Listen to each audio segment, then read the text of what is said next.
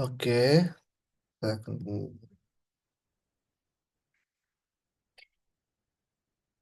Bismillahirrahmanirrahim. Assalamualaikum warahmatullahi wabarakatuh. Selamat pagi, teman-teman semua dan dosen pengampu Bapak Heri Wibowo serta teman-teman Magister Kesejahteraan Sosial di Universitas Pajajaran tahun 2025. Saya izin untuk presentasi kaitan dengan judul praktik berfokus pada kekuatan naratif dan solusi pada mata kuliah Human Behavior and Social Environment. Oke, saya akan bagi ke beberapa slide ya, beberapa poin kaitan dengan em, praktik yang berfokus pada kekuatan, naratif, dan solusi. Sebagai pengantar ya, dalam perspektif ini ada sebuah pendekatan yang lebih jauh ke depan yang menolak dalam tanda petik sebuah fokus untuk pertolongan individu. Ketiga perspektif tersebut ya tadi kaitan dengan kekuatan naratif dan solusi ini membantu em, klien dan keluarganya untuk menelah kembali sebetulnya masalah-masalah apa. Kemudian juga apa sebetulnya kekuatan yang mereka miliki saat ini gitu ya. Agar mereka fokus membangun masa depan secara positif. Pada pembangunan resiliensi merupakan aspek yang penting dan semakin banyak digunakan dalam pemberdayaan maupun dalam teori-teori kritis. Jadi praktik yang berkekuatan pada naratif solusi ini adalah em, merupakan teori yang saat ini digunakan dalam banyak pemberdayaan-pemberdayaan karena dinilai mampu untuk membangun masa depan klien secara positif.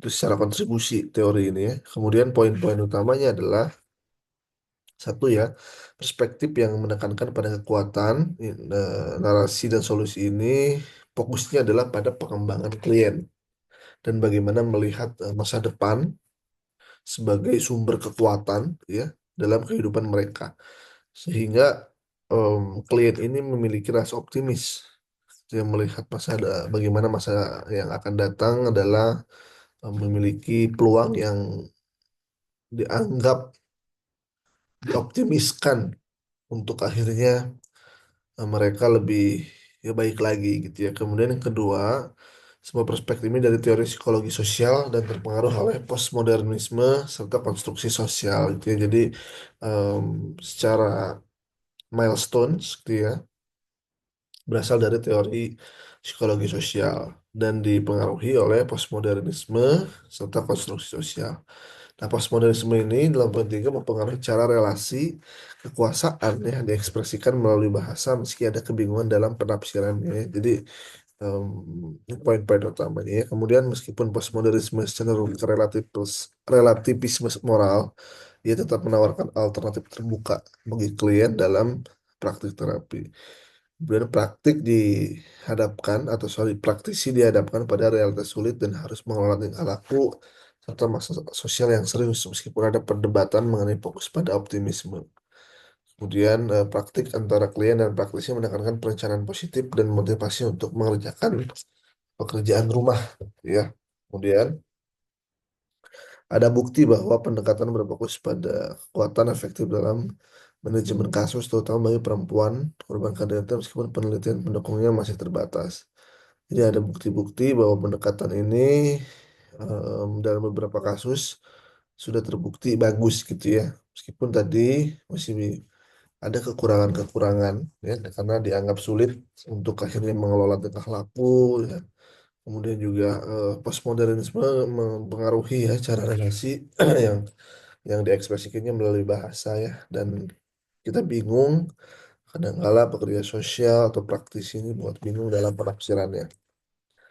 Nah, ini gagasan-gagasan praktik ya, dekonstruksi, pembongkaran situasi untuk menganalisis unsur-unsurnya dan menggali kekuatan yang ada pada pembuat unsur tersebut penting gitu ya. Kemudian diskursus wacana menguji bahasa yang digunakan oleh orang dalam situasi tertentu, memungkinkan pemahaman posisi berbeda dan mengungkap ketegangan serta dukungannya. Ketiga ini ya, pengecualian perilaku, pemberian skala atau scaling ya, sukses yang diperkuat oleh membantu klien dan praktisi untuk mengatasi masalah dalam kehidupan secara spesifik ya. Kemudian pertanyaan ajaib ya, miracle question, membantu klien mengidentifikasi tujuan mereka dengan jelas. Kemudian naratif, lebih dari sekedar cerita ya. Ini mencakup pemilihan aspek kehidupan dan bahasa yang digunakan serta analisis secara cerita dikonstruksi untuk menciptakan perubahan. Ini adalah gagasan-gagasan praktik ya. Ada 5 poin, ada dekonstruksi, kemudian ada diskursus, ada pengecualian, ada pertanyaan aja dan ada narasi atau naratif. Ini pernyataan utama kaitan dengan praktik dengan berbasis kekuatan narasi dan solusi. Yang pertama adalah perspektif pekerjaan sosial. Tadi berbasis pada 3 hal itu berasal dari terapi psikologi sosial yang tadi seperti disebutkan yang berkembang di akhir abad ke-20 dan awal abad ke-21. Para pendiri utamanya ada White dan Afton tahun 1990 dalam praktik naratif The Caesar dalam pekerjaan berfokus pada solusi dan ada Seligman dalam psikologi positif. Jadi ada setidaknya ada tiga setidaknya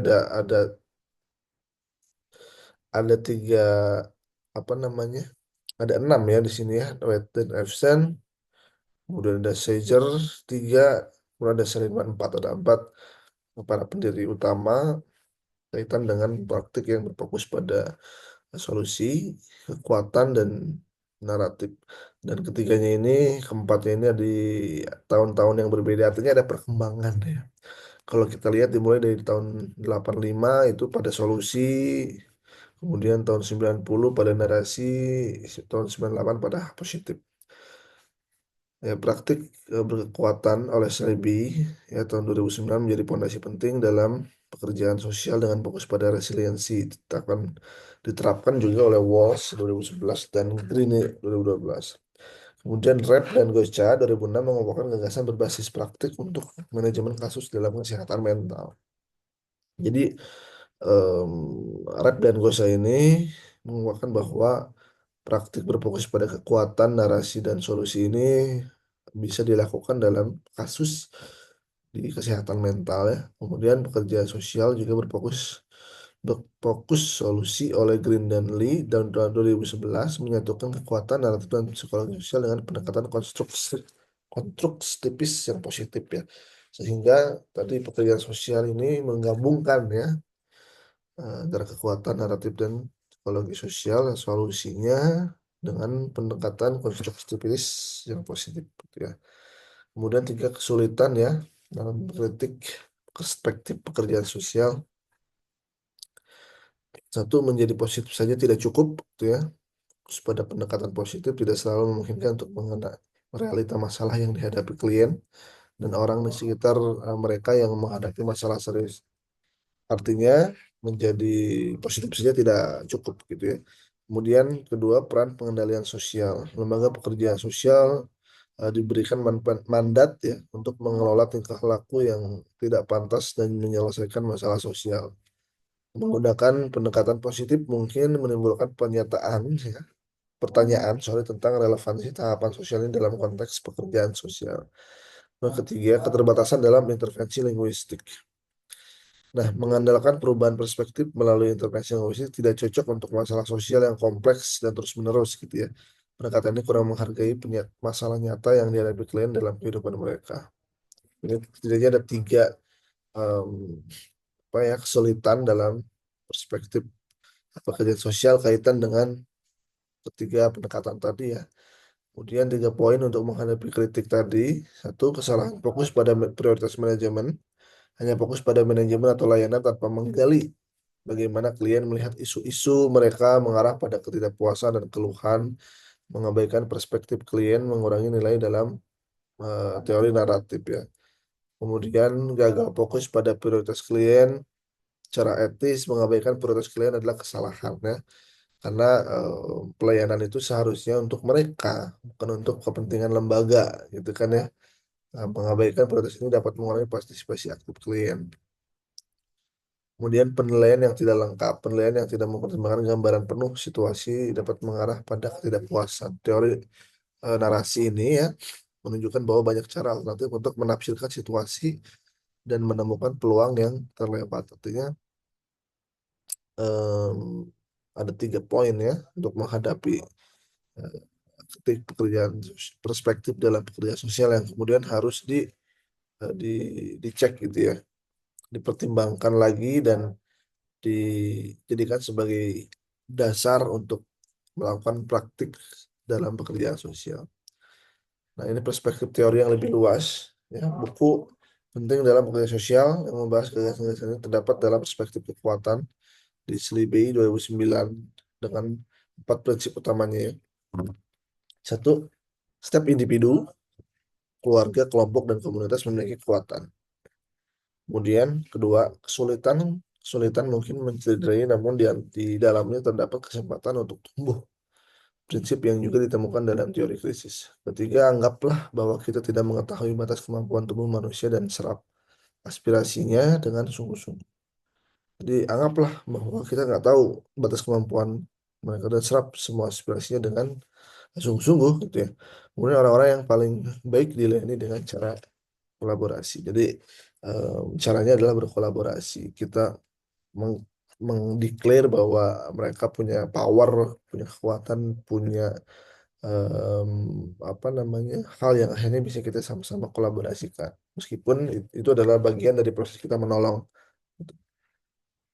Nah, praktik pada kekuatan naratif dan solusi semuanya bersandar pada dan atau menggabung konstruksi sosial dengan pola pikir postmodernisme dengan psikologi sosial ya. Nah, psikologi sosial dalam Peksos ya. Kita lanjut ke psikologi sosial dalam Peksos. Satu, interaksi sosial ya. Psikologi sosial mempelajari interaksi individu dalam kelompok sosial dan dampaknya terhadap identitas sosial. Kemudian yang kedua, faktor sosial, stigma, stereotip dan ideologi mempengaruhi perilaku individu dan kelompok sosial. Tiga, ada dampak komunikasi ya. Penggunaan bahasa, kemudian dan simbol juga itu berpengaruh dalam interaksi sosial dan komunikasi antara pekerja sosial dan klien. Keempat, juga ada yang namanya teori peran ya, menjelaskan bagaimana individu mengonstruksi tempat dalam hubungan sosial berdasarkan posisi dan harapan dalam struktur sosial. Jadi ada main peran yang beradaptasi gitu ya pekerja sosial ini. Kemudian ada teori dramaturgis ya. Teori ini melihat peran supaya sebagai upaya memenuhi harapan sosial yang melekat pada status sosial dengan pengelolaan informasi dalam interaksi sosial ya. Namanya itu teori dramaturgis ya. Jadi melihat peran ini sebagai upaya untuk memenuhi harapan sosial yang melekat pada status sosial gitu ya. Namanya dramaturgis. Kemudian gagasan konstruksi sosial dalam pekerja sosial, pengaruh postmodernisme memperluas penggunaan ide sekolah sosial dalam pekerjaan sosial. Kemudian kedua, pemahaman dunia sosial masyarakat membentuk penafsiran melalui budaya dan sejarah. Konstruksi sosial versus individu ya. Konstruksi sosial lebih berfokus pada pengaruh sosial daripada pada individu. Teori konstruktivis menjelaskan bagaimana persepsi dan bahasa membentuk realitas sosial. Dan tiga area utama ya, satu konstruksi sosial realita, pembuatan klaim masalah sosial dan perbedaan sosial dalam kategori sosiologis ya. Ini ya modernisme dan postmodernisme dalam pekerja sosial. Pekerja sosial sebagai modernis mewakili gagasan humanistik universal yang menekankan tanggung jawab manusia terhadap sesama. Kemudian pendekatan rasional menggunakan metode berbasis bukti dan analis rasional untuk mengelola kehidupan dan membantu orang lain. Nah, pengaruh positivisme mengandalkan pengetahuan yang diperoleh melalui eksperimen dan observasi ilmiah ya. Terus grand naratif, penelitian sosial berusaha mencari perspektif besar yang menjelaskan kehidupan manusia secara umum melalui bukti yang terkumpul. Nah, postmodernisme dalam pekerja sosial ya, satu, tantangan terhadap rasionalitas. Bagaimana postmodernisme ini mematahkan pandangan ya bahwa umat dan dunia ini dapat dipahami sepenuhnya melalui bukti rasional yang terintegrasi dalam satu perspektif keseluruhan.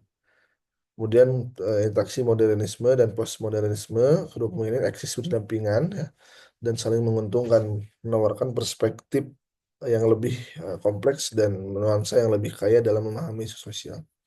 Pendekatan postmodernisme menekankan pada berbagai alternatif pandangan, membuka ruang bagi pilihan-pilihan sosial daripada bergantung pada asumsi tunggal. Kemudian interpretivisme ya, bersifat interpretivis, menunjukkan bagaimana pemilihan dan pengelolaan isu bisa dipengaruhi oleh keputusan peneliti dan praktisi ya. Ini adalah postmodernisme dalam pekerjaan sosial ya. Gagasan praktik dari postmodernisme, konstruksi dan wacana. Konstruksi menganalisa elemen-elemen situasi untuk memahami pesan dan konteks komunikasi serta hubungan sosial dan kekuasaan antar kelompok. Dan wacana, ya, interaksi yang dibangun melalui bahasa dan tindakan yang membentuk makna bersama dalam kelompok sosial dan masyarakat. Kemudian ada modal sosial ya, budaya dan ekonomi untuk memberikan kekuatan pada individu dan kelompok untuk mempengaruhi lingkungan mereka dengan adanya penekanan pada modal sosial dan budaya yang ada dalam postmodernisme ini. Kemudian ada keterkaitan satu perspektif kekuatan naratif dan solusi dalam Peksos ya, menghubungkan praktik psikologis terapeutik dengan teori konstruksi sosial postmodernisme serta mempengaruhi gagasan kritis dan feminisme. Ini ada keterkaitan. Kemudian pengaruh terhadap praktik CBT ya, cognitive behavior therapist, berfokus dari mencari perilaku bermasalah ke perilaku spesifik di masa depan dengan pendekatan lebih fleksibel dan interpretatif.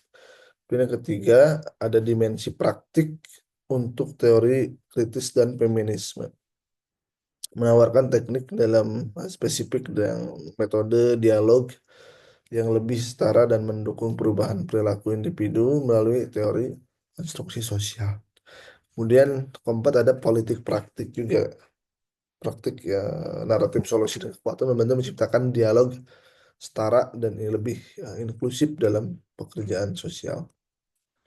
Nah, kesimpulannya adalah perspektif kekuatan naratif dan solusi memajukan teknik praktik spesifik yang digunakan untuk berbagai klien, didukung oleh penelitian tentang praktik yang berbasis solusi dan kekuatan dalam manajemen pelayanan.